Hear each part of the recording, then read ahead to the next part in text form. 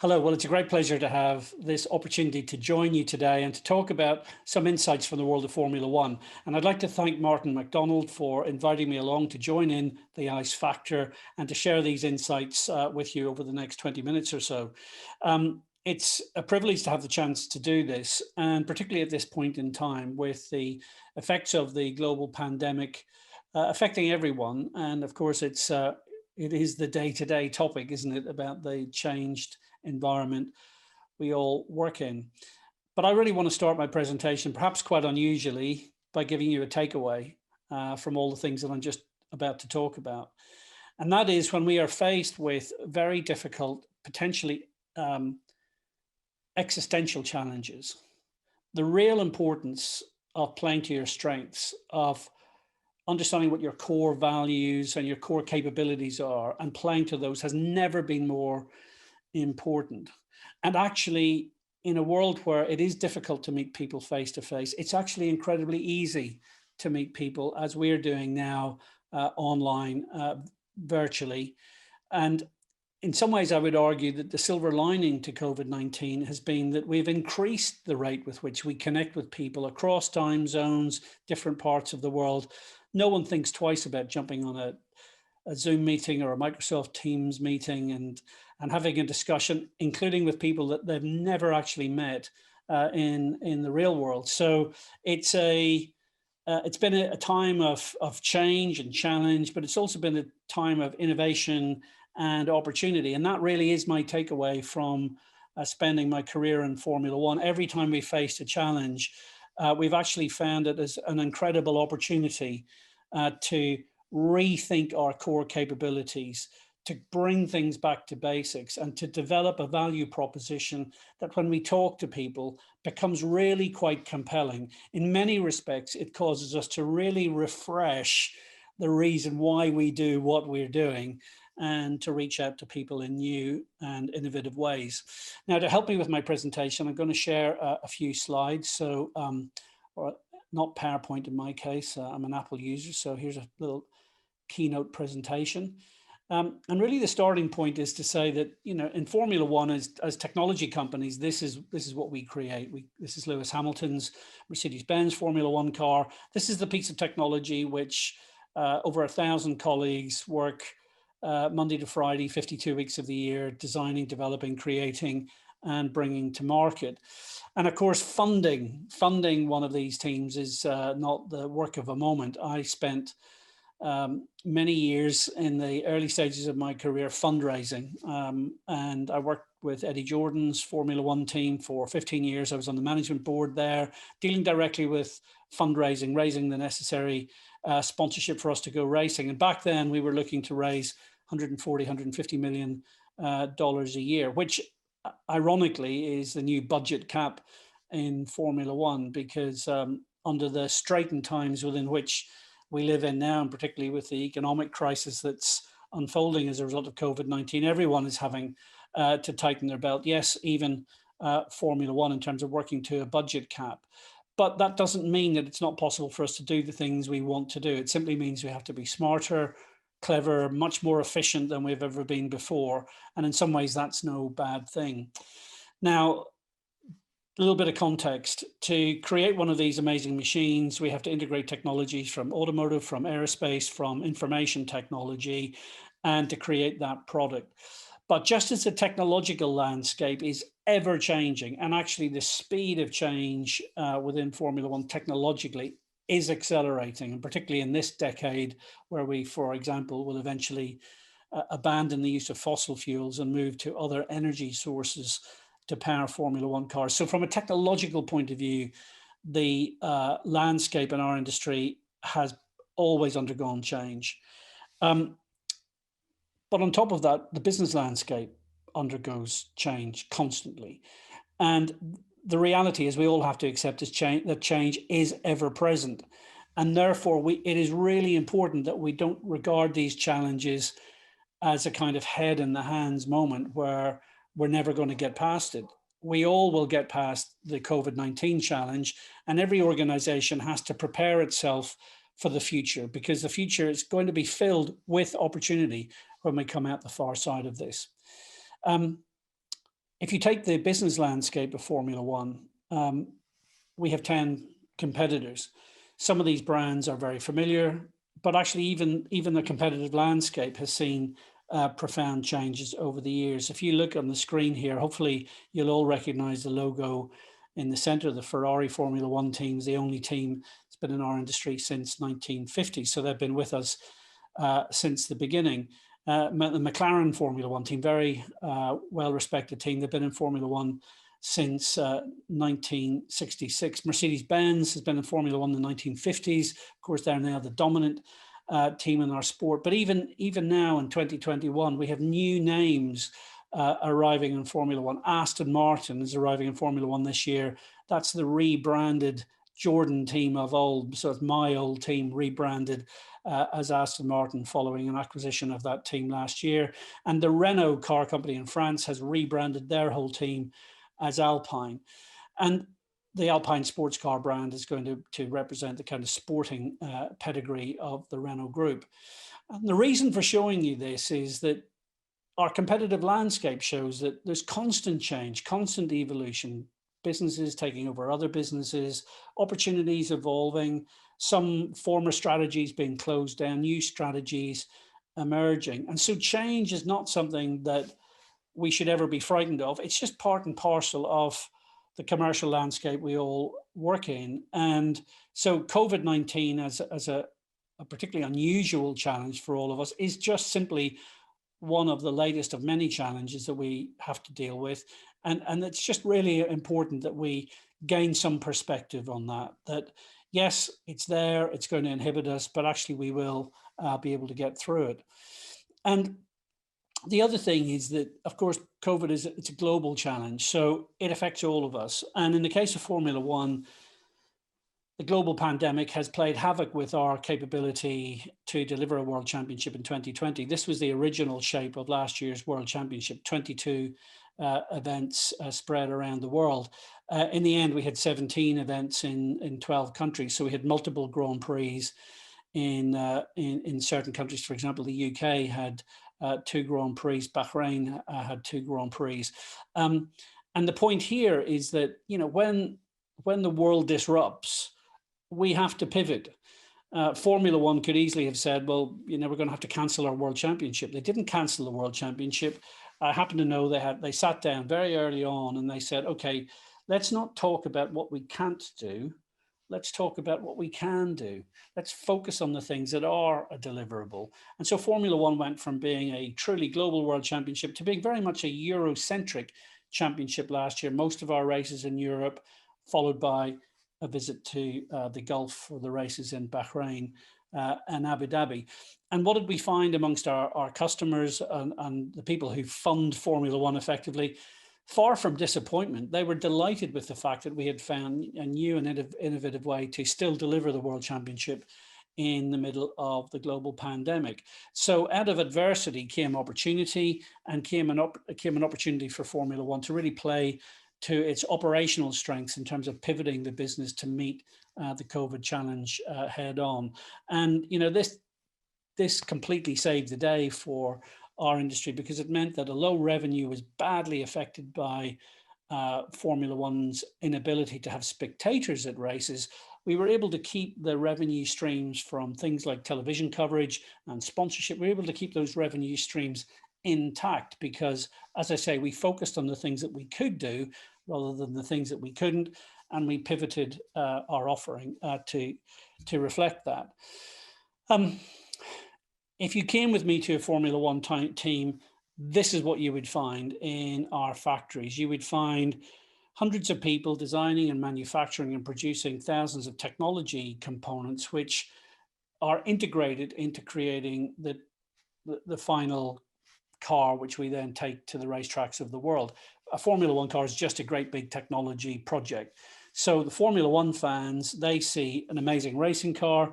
We just see hundreds of components being developed by thousands of our colleagues in order to create the outcome that we want.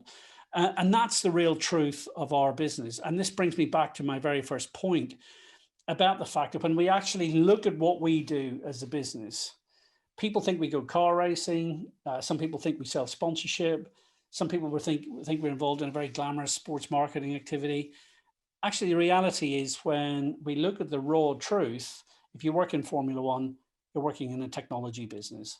And there is a real truth that we have learned through each of the crises that we have seen over the last 20 years. Now, those crises began around 2000 with the dot-com bubble. And the dot-com bubble saw a lot of major North American technology companies hit the wall, and we lost major sources of funding from technology companies such as Lucent and Nortel Networks and MCI WorldCom. We then saw the banning of tobacco sponsorship in the European Union, and that was then, with the support of the World Health Organization, then led to bans on tobacco sponsorship in other major markets, including China, Canada, United States, Australia, frankly, around the world. And that robbed us of our principal funding in Formula One at the time. I'm sure some of you remember Formula One was very heavily sponsored by the tobacco companies. About 7 of the 11 competitors back in the early 2000s were fully sponsored by or owned by tobacco companies. So in terms of a blow to fundraising, the ban on tobacco sponsorship couldn't have been more profound. We then had the effects of the financial crisis in 2008, and we saw all the major banking groups that were sponsoring Formula One disappear almost overnight. Companies like Royal Bank of Scotland and Credit Suisse and HSBC and Santander and lots of others ultimately disappeared because of the after effects of the financial crisis. On top of that, we had our customers and our fans talking to us about other concerns they had, such as environmental sustainability, the fact that we have a changing media landscape where the way in which our sport used to be consumed, which was through terrestrial television coverage, was changing out of all recognition as everything moved from free-to-air television onto pay-per-view, cable and satellite, then of course onto streaming on multiple digital platforms. Really our media landscape fragmenting in ways which caused a lot of concern, because we're seeing new consumer behaviors. We're seeing different audiences consuming our sport in different ways. Or the older audiences might be prepared to watch all the Grand Prix all the time and watch a Grand Prix for the full 2 hours on a Sunday afternoon. The younger audiences will watch events at a time and a place and on a device to suit them. And they may actually only watch the whole Grand Prix if it's a particularly interesting race. They're more likely to watch highlights or clips on YouTube or social media. So new consumer behaviors have really changed the way in which our sport is consumed. And then finally, we have seen the catastrophic effects of COVID-19 around the world, starting from early last year. So these are the business challenges that really focused minds within the world of Formula One. And I just wanted to walk you through some of the ways in which we've responded to those. Well, if you take, for example, environmental sustainability, that looked like a really insurmountable problem. I mean, at the end of the day, Formula One cars burn petrol, they burn gasoline, they burn fossil fuels. They, the sport seems to thrive on, sucking fossil fuel out of the ground and burning that to produce a sporting entertainment show on television. Well, back in 2010, just over a decade ago, we sat down and we looked at this problem and we decided actually to talk to our partners in the automotive industry and ask them what they would like. What would they like Formula One to do in order to respond to environmental concerns and to develop an environmentally sustainable business model? And lo and behold, the car industry told us. They said, you need to electrify, you need to move towards hybrid solutions. And if you could help us down that path, if you could help to develop the technologies that are going to help us into the future, we'll continue to invest in you. And so really out of having that conversation, we went back to basics and we developed the powertrain technology, which we are now using in Formula One. This is Lewis Hamilton's Mercedes-Benz high performance powertrain. It's on the left, you've got the internal combustion engine, but it's a very small internal combustion engine. It's only 1.6 litres. It burns about 50% less fuel than we were burning just over a decade ago. And it is partnered with a big lithium-ion electrical power pack, energy storage system. And all of the electricity is generated from the waste energy of the Formula One car in terms of kinetic energy and also the heat from the exhaust system on the internal combustion engine. But ignore the technology in terms of the detail. Think about the big picture here. We essentially sat down and talked to our funders about what it is that we could do that would help them to move to a better place. And they gave us the answer: develop hybrid powertrain technology, and we're there with you. So that was very much playing to our core strengths.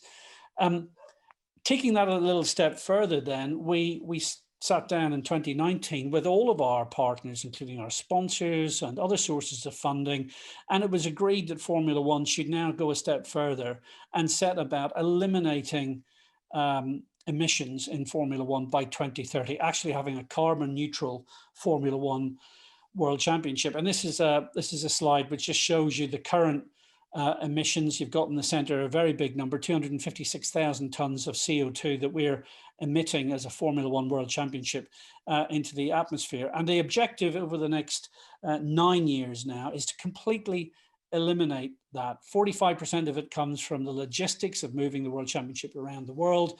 By far the other factor is business travel, and then the use of our big factories and quite energy consuming facilities where our manufacturing takes place. So there is our focus of attention.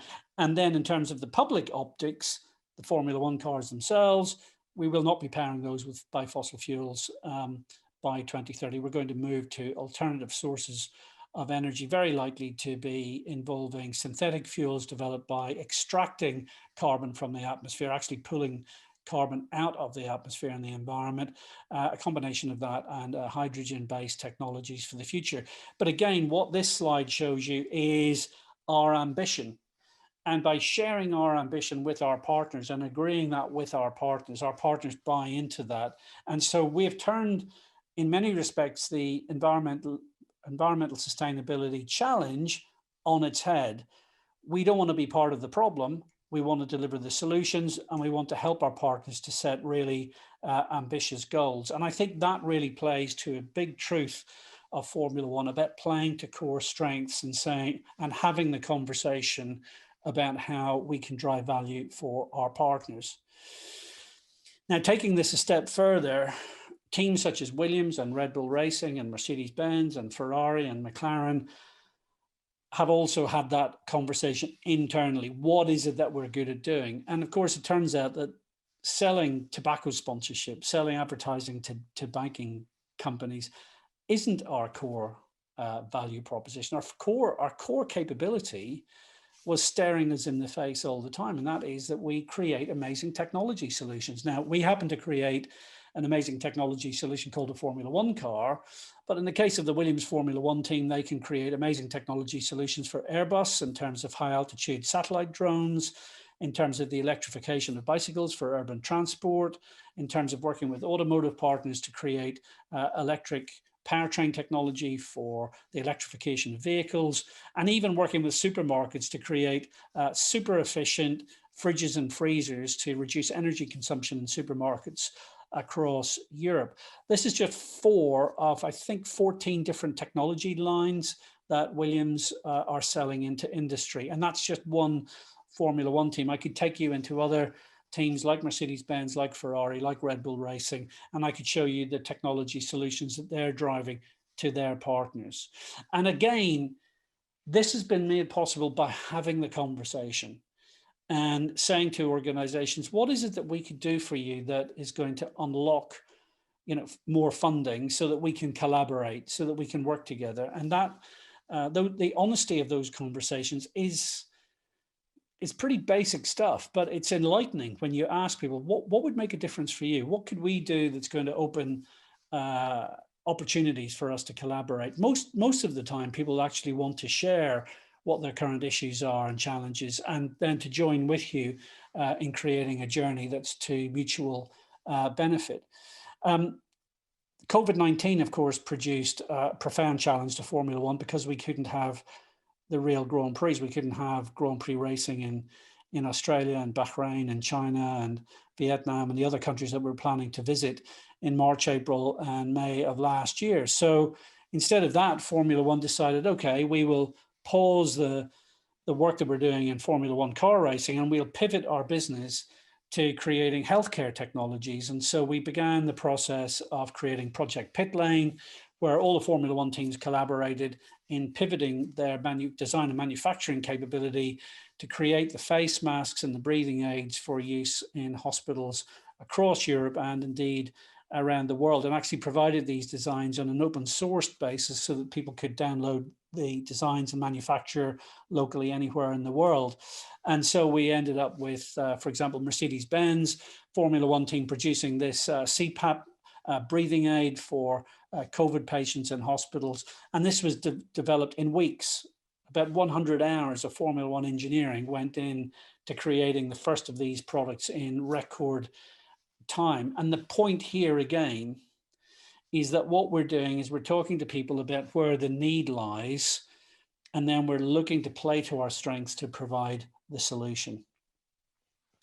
Now, I'm going to take what looks like a little bit of a segue away from how we deal with the commercial challenges and talk about technology, because digital transformation has helped Formula One with its business transformation. So as we have faced each of these existential challenges, the way in which our sponsorship business model really broke over the first decade, we've had to reinvent ourselves. And digital transformation has really helped us to do that.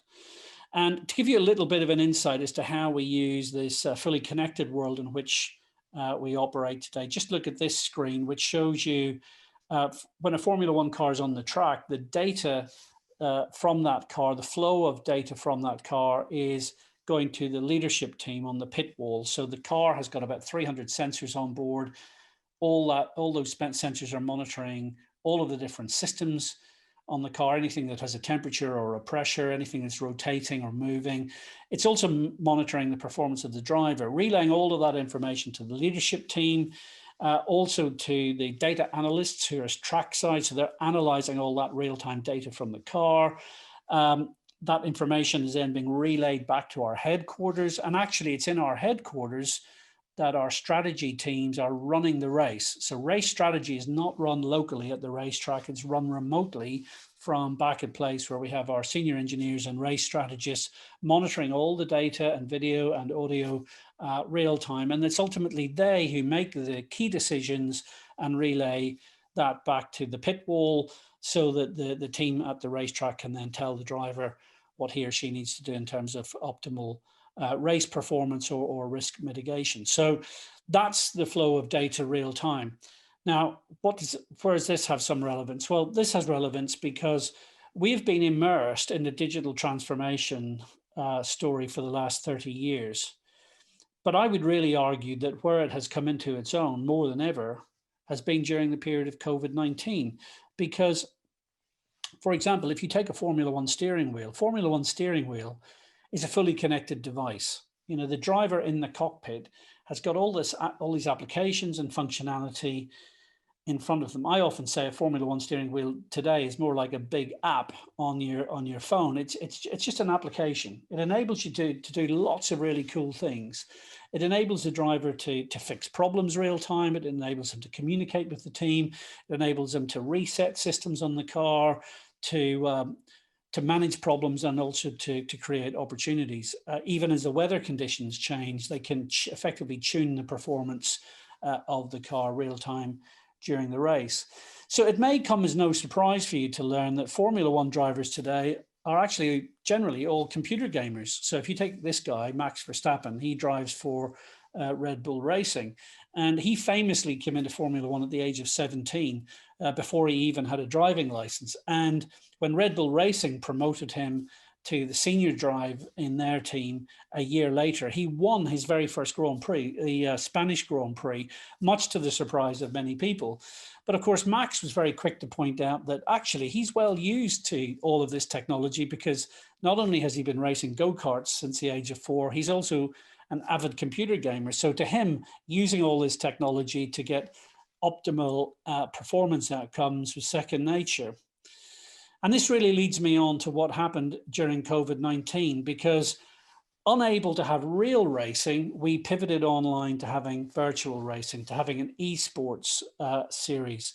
So we had drivers like Charles Leclerc from Ferrari, Charles Russell, the Williams Formula One driver, Max Verstappen, Carlos Sainz, lots of other drivers, all raced online. We created a virtual world championship, put it online with all these computer gamers engaged together, and it led to an extraordinary outcome.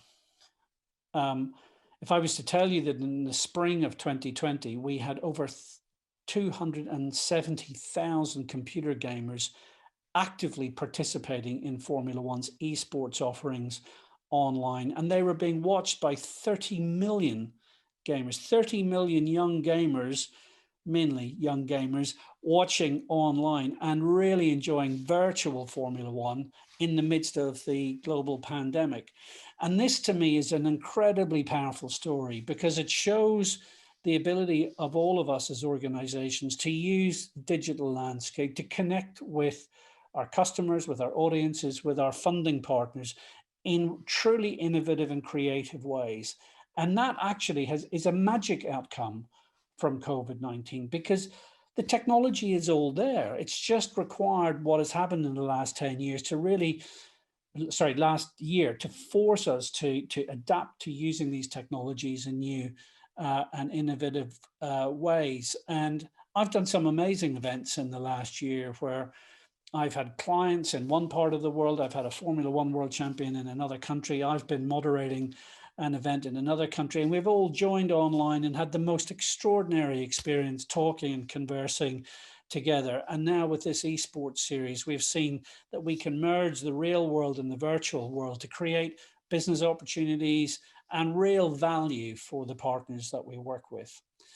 So there's the esports solution. And on the far side of COVID-19, esports is going to go from being a peripheral part of Formula One's business to very much being central to the way in which Formula One develops, particularly for its younger audiences and for our commercial partners who want to reach those audiences. Just to wrap up my presentation, when you look at someone like Lewis Hamilton, 7 times world champion, the most successful driver statistically in Formula One's history, and certainly the man of the moment, he would be the first one to tell you about the importance of face-to-face. You know, he goes to the Mercedes-Benz factory to meet all of the factory staff on a regular basis. Every couple of weeks, they're there for a town hall meeting to share in their successes and their failures, their opportunities and the solutions that they're working on in order to create success for the future. And they've not been able to do that during the global pandemic, but Lewis has participated online, and they've all been coming together and having their virtual meetings and actually ramping that up. And Lewis loves connecting with people, so he's been using the connected environment to do so. And of course, not all the time are they talking about their successes. Sometimes, you know, Lewis will have to go on a call and explain that he's maybe made a mistake, such as this one in 2013 when he forgot which team he was driving for during the Malaysian Grand Prix, went into the wrong pit stop. But the point is that, you know, in this environment of connectivity, of being able to work together, you know, we're going to share our opportunities, we're going to share our weaknesses, we're going to talk to people and use that connected environment to move on to a better place. And I'm sure in the case of Lewis Hamilton, the fact that he has to stand up in front of his colleagues and apologize for a mistake, actually, these challenges they fade into being completely inconsequential. Because when we're honest and authentic about the problems that we're facing, people really appreciate that. And I think being honest and authentic within our business is incredibly important. If you think about the teamwork that we see in all sport, and then you think about the teamwork that is required in fundraising, this is all about individuals being honest with each other about what they're trying to achieve. If you take a pit stop in Formula One, it's a really big, ambitious goal. You know, if you sat down with 22 mechanics in a room a few years ago and you said to them, right, we want you to do a Formula One pit stop in 1.8 seconds, they would have told you that you were crazy. But that's exactly what they're able to achieve today because they've worked through the problem. They've used a connected environment to gather all the data from past events, past pit stops, so that they can refine the equipment and the training and improve the process to the point where they can deliver a Formula One pit stop in 1.8 seconds. That 22 ordinary guys and girls can do something extraordinary because they sat down and they analyzed the problem and they worked together and they used technology to help them to come up with really compelling solutions. And that's why, for me, despite the effects of COVID-19, I'm very positive about the future, because I think what we're all seeing is, yes, some pretty profound challenges at the moment, but as humans, we have an incredible ability to adapt. And if you think that the crisis at the moment is particularly tough for you, I can promise you that's how everyone feels. I haven't spoken to an organization in the last 10 months that hasn't really felt the difficulties inherent in not being able to meet together, in not being able to deliver programs in the way that they normally would do. And yet, I also gain a real feeling that everyone feels we're all fighting this battle together. There's probably never been a greater moment of kindness, of collaboration, of a willingness to try new things, of a willingness to innovate in the face of adversity. And that's why I really believe on the far side of COVID-19, we will see a really strong future, whether it's in your sector, whether it's in Formula One, because we will have effectively all spent a year and a half working with new ideas, trying new things, maybe even taking some risks that might have been unthinkable before. And that really can only be a good thing, because it's when we take a few risks and when we innovate that we really move on to the next level as businesses. I'm going to end my presentation now. Very happy to take some questions from you. I hope you've enjoyed those few insights from Formula One, and I look forward to hopefully taking those questions now. Thank you very much indeed. Mark, firstly, thank you for an absolute masterclass and a really insightful look into the challenges that Formula One faces externally. It kind of brings us into a comparison with what's going on in the third sector at the moment. And one of the questions I'm really interested to have your opinion on would, how do you think that business leaders could reinvent their relationships with the third sector? So do you think the standard approach to CSR, corporate social responsibility, is outdated, is outmoded? Is it time to do something really innovative and collaborative and evolutionary?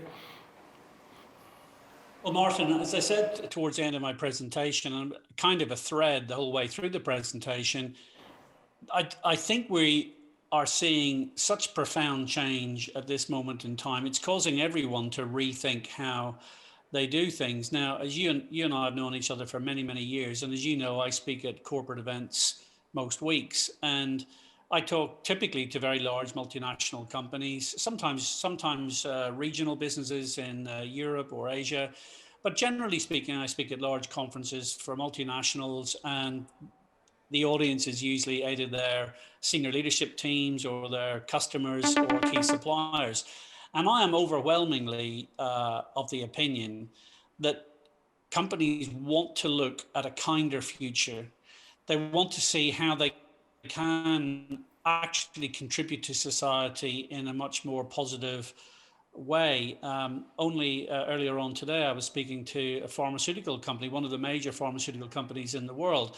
And if you think about the pharmaceutical industry, they have just gone through the most extraordinary year in which new vaccines have been developed in a tenth of the time that most people expect. And so there's a real awareness that actually we can do pretty extraordinary things if we set our mind to it. And I think if you look at Formula One's approach to the fact that as we come out of COVID-19, we're going to set ourselves this task of moving away from fossil fuels, moving to a much more environmentally friendly future, actually to help to develop some of the solutions that are going to help society to move to a much cleaner, much more sustainable environment.